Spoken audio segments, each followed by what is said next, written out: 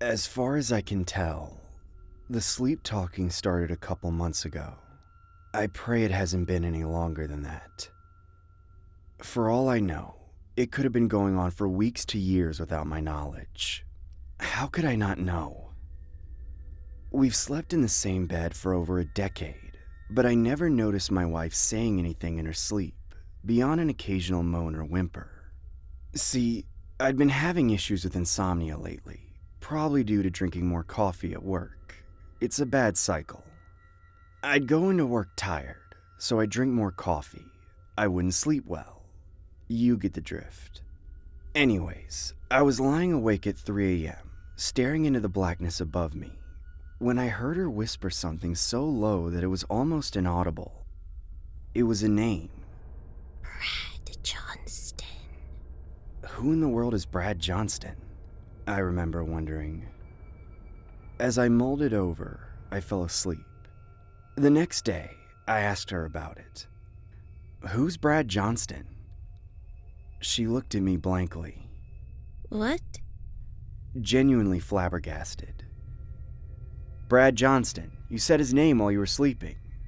She just shrugged. I don't know. Never heard that name before. Sorry about that. Was it an ex-boyfriend, a character on a show she watches? I didn't know. I figured it could just be a coincidence. I shrugged it off. The next night, she didn't say anything. In fact, for a week there were no more whisperings that I was aware of. 7 days later, it was once again 3 a.m. I was staring at the ceiling when I heard her whisper.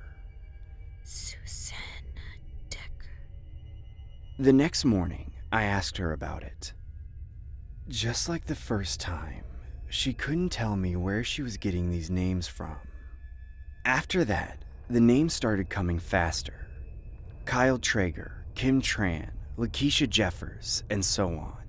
At first, it was one name a night. Then it was 2, then 3, then 4. After a couple of weeks, I got the idea to start Googling some of the more unique names.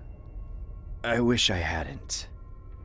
From what I could tell, they were all names of people who had committed suicide. Brad had hanged himself, Susanna had taken pills, and Kyle and Lakeisha were jumpers. Search after search confirmed it. They had died the night she'd uttered their names. I wrestled with whether or not I wanted to share this information with her. I didn't know what good it would do. It's not like she knew what was going on. In the end, though, that's exactly what I did. Of course, she was devastated to hear the news. She said she didn't ever want to sleep again, but she had to. And the names kept coming. And tonight, I heard my own name pass her lips.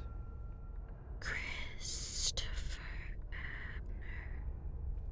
I've never made a noose before, but my hands sure seem to know what they're doing.